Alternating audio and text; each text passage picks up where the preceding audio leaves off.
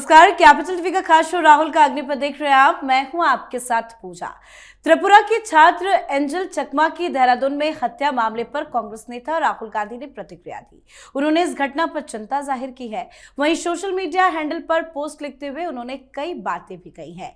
Angel चकमा की मौत पर जहर उगलने के बाद राहुल गांधी रक्षा मामलों की संसदीय स्थायी समिति की बैठक में शामिल होने पहुंचे। बैठक का एजेंडा पूर्व सैनिकों के पुनर्वास अवसर और स्वास्थ्य सेवाओं की समीक्षा था। तो बैठक में क्या क्या हुआ, राहुल गांधी ने कौन सा मुद्दा उठाया, वो आपको बताएंगे ही। पर दिग्विजय सिंह के आडवाणी मोदी पोस्ट को लेकर बवाल बढ़ता जा रहा है। इस पोस्ट से राहुल गांधी आग बबूला है।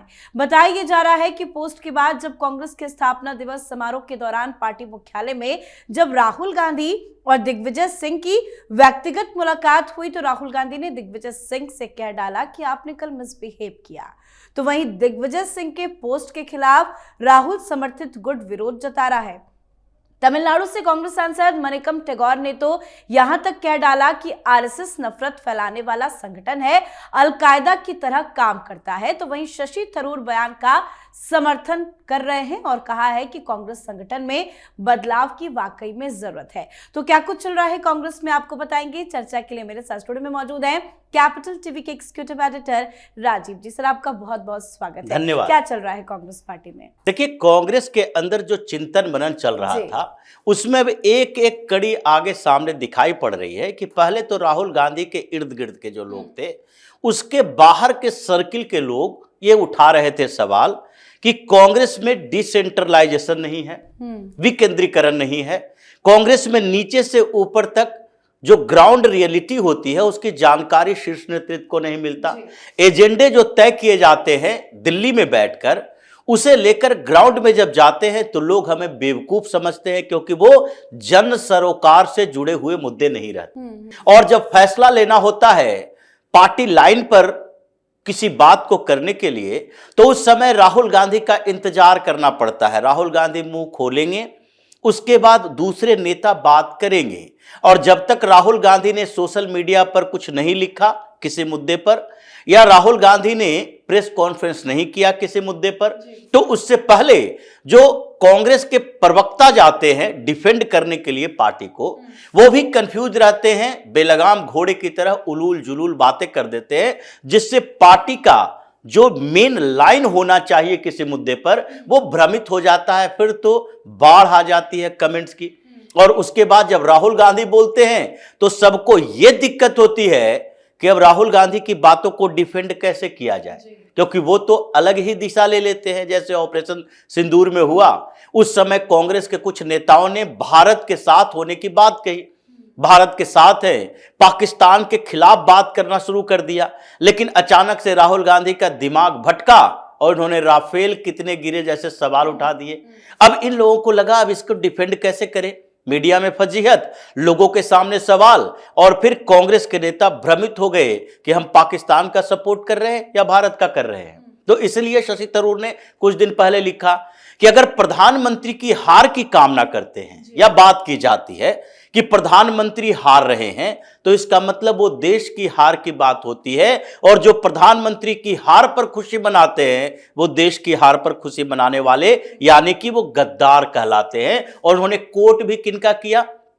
जवाहरलाल नेहरू का, कि जवाहरलाल नेहरू ने भी तो यही कहा था। वो ऐसा नहीं कह रहे कि जवाहरलाल नेहरू नहीं, जवाहरलाल नेहरू दूसरी बात करते थे, वो इन्हीं के पूर्वजों की बात करते हुए कहे कि देखो जवाहरलाल नेहरू ने भी यही कहा था कि अगर प्रधानमंत्री की आलोचना करते हो विदेशों में, अगर प्रधानमंत्री की हार की बात करते हो अंतरराष्ट्रीय प्लेटफॉर्म पर, अगर अंतरराष्ट्रीय मुद्दों पर पीएम के हार की बात करते हो, युद्ध की स्थितियों में सरेंडर की बात करते हो कि पीएम ने सरेंडर किया, तो तुम देश की बात कर रहे हो। वो प्रधानमंत्री अपने आप में कुछ नहीं है, वो देश का नेतृत्व करने वाला व्यक्ति है, इसलिए आप देश के साथ गद्दारी कर रहे हो। तो ये सारे सवाल उठ रहे थे। इसलिए अब ये सवाल कांग्रेस के अंदर उठने लगे कि पहले तो जो कुछ नेता आलोचना करते थे, जो केंद्रित हो चुकी कांग्रेस को, विकेंद्रीकरण की बात का मतलब है कि ये लोग का सवाल था कि नहीं, केंद्रित हो चुकी है, 10 जनपद और सुनहरी लेन के बीच ही झूल रही है कांग्रेस, उससे बाहर निकलती नहीं। लेकिन अब तो राहुल गांधी के करीबी लोगों में से ये दिग्विजय सिंह राहुल गांधी सोनिया गांधी के बेहद करीबी हैं और वो करीबी लोग भी ये सवाल उठा रहे हैं कि देखो कांग्रेस इसलिए पूरी तरह से साफ हो रही है क्योंकि यहां ऑर्गेनाइजेशन नहीं है, संगठन बिखरा हुआ है और उसके बिखरने की वजह कुछ लोग हैं जो दिल्ली में बैठकर फैसला लेते हैं। विकेंद्रीकरण नहीं है कांग्रेस के अंदर कि संगठन में नीचे से जुड़ाव हो, ऊपर तक पहुंच हो।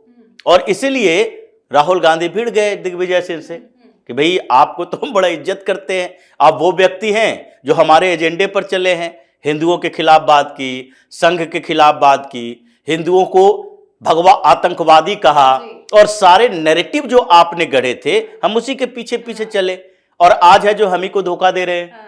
ये दिग्विजय सिंह से बहस हो गई इस बात को लेकर, क्योंकि राहुल गांधी तो चाह रहे थे कि इस मुद्दे पर चर्चा पार्टी के अंदर ना हो, बाहर में हंसी मजाक में सारी बातें उड़ जाए, लेकिन ये सीरियस इशू है।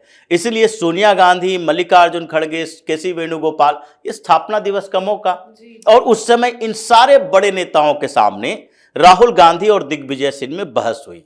ये मीडिया में जो बातें कही जा रही है कि राहुल गांधी ने ऐसा बोला और दिग्विजय सिंह प्रतिक्रिया नहीं कर पाए, ये प्रतिक्रिया नहीं करने की बात अगर होती तो दिग्विजय सिंह ऐसी बात बोलते नहीं, क्योंकि दिग्विजय सिंह ने जो सवाल उठाए थे वो नेहरू गांधी परिवार से ही उठाए थे और इसीलिए झगड़ा हुआ।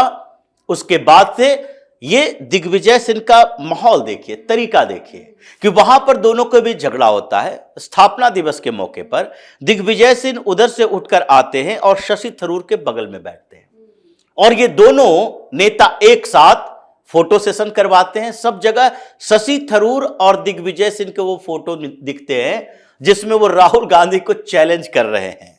तो अभी कांग्रेस के अंदर बिखराव इतना बढ़ गया है कि अलग अलग स्टेट में देखा जाए, अब दिग्विजय सिंह पहले कमलनाथ विद्रोही थे, मध्य प्रदेश में कमलनाथ इतने समय से ये दिखे नहीं है, न तो कांग्रेस के किसी प्लेटफॉर्म पे, न ही कांग्रेस के स्थापना दिवस पर, न ही मध्य प्रदेश में राहुल गांधी के जाने के समय कमलनाथ इनके साथ साथ चले। कमलनाथ नकुलनाथ दोनों बाप बेटा गायब हैं, वो इंतजार कर रहे हैं कि कब मौका मिले कि हम अपना पाला बदल लें। और इधर दिग्विजय सिंह भी वहां पर यही रुख अपनाए हुए हैं। केरल में शशि थरूर अकेले मोर्चा खोले हुए हैं, तो महाराष्ट्र के अंदर ये पृथ्वीराज चौहान 3 दिन में 3 बार यू टर्न लिए हैं और अभी तो एमवीए में भी वहां टकराव चल रहा है। तो कांग्रेस के अंदर मुंबई में ही इस्तीफे होने शुरू हो गए हैं।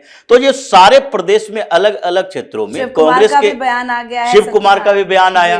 कर्नाटक में विधानसभा चल रहा है और उस समय सवाल उठ रहे हैं और वहां तो सोनिया गांधी की तरह बोला गया है, जो भारतीय जनता पार्टी ने कहा कि देखो भाई यहां सीएम और डिप्टी सीएम ये दोनों हैं, सिद्धारमैया, डीके शिव कुमार, लेकिन सुपर सीएम तो केसी वेणुगोपाल है और सुपर डुपर सीएम है राहुल गांधी। तो जो हंगामा चला है हर स्टेट में, वो लगता है कि राहुल गांधी जिस तरीके से अपने एजेंडे पर आगे बढ़ रहे हैं, भारत विरोधी, मोदी विरोध के नाम पर जहर उगलना और देश के लोगों के साथ जो व्यवहार कर रहे हैं, विदेशों में जाकर सबको अनडेमोक्रेटिक घोषित कर रहे हैं। जिन लोगों ने मोदी को चुना उसे आप कह रहे हो कि ये चोर है, ये लोग गलत तरीके से वोट कर दिया है। तो ऐसी स्थितियों में कांग्रेस अब नीचे की तरफ से दरकना शुरू हो गया है, संगठन बिखर रहा है और कभी भी बड़ा विस्फोट हो सकता है। आज राहुल गांधी एक बैठक में भी शामिल हुए थे, उसमें उन्होंने क्या मुद्दा उठाया, क्या कुछ हुआ? देखिए, राहुल गांधी का जो बिहेवियर है, तरीका है, डिफेंस स्टैंडिंग कमेटी की बैठक में गए।